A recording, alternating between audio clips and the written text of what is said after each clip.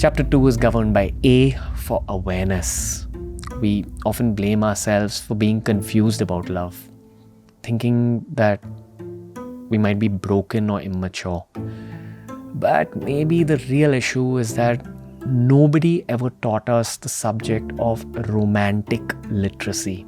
Romantic literacy is literally how to love, how to sustain. You will see that the way love transitions in your relationship changes over time. It'll start with, I love you, I can't live without you. 20 years later, maybe it'll just be have you eaten? Are you okay? Are you safe?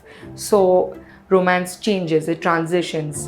You need to show up, you need to put in the time, you need to put in the work and the investment, the emotional investment into this unit that you want.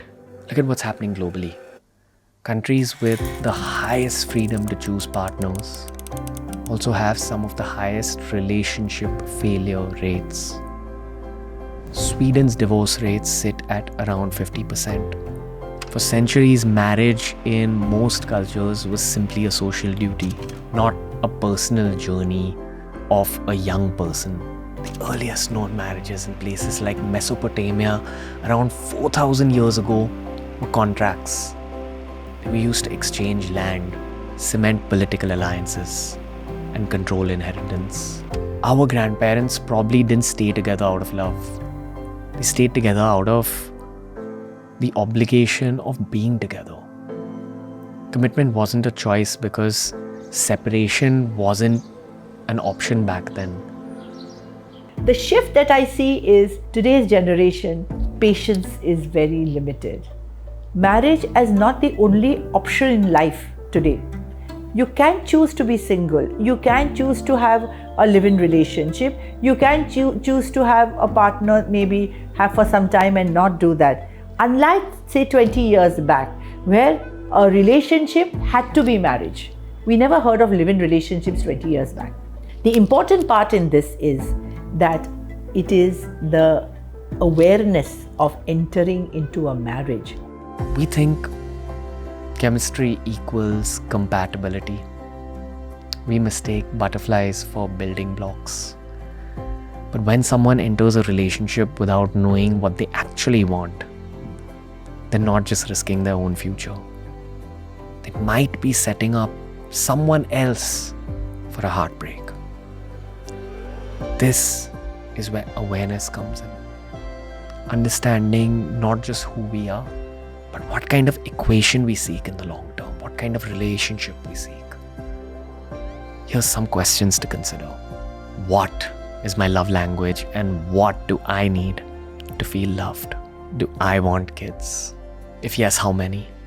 If yes, then when? How do I handle money? Am I a saver or a spender?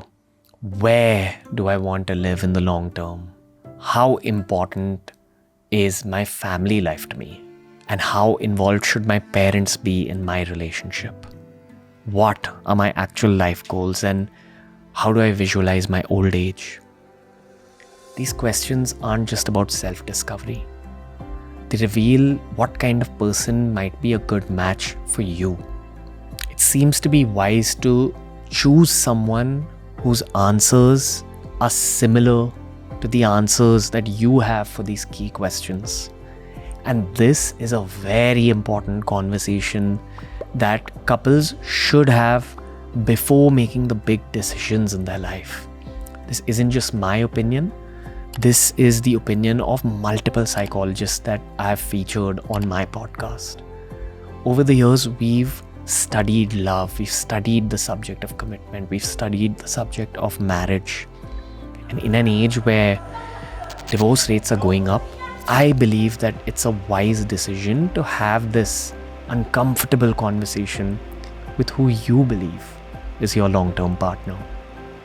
There's no harm in protecting yourself in the long term, and more importantly, I think it's the right thing to do in order to protect the other person who you think can come along with you in your lifelong romance.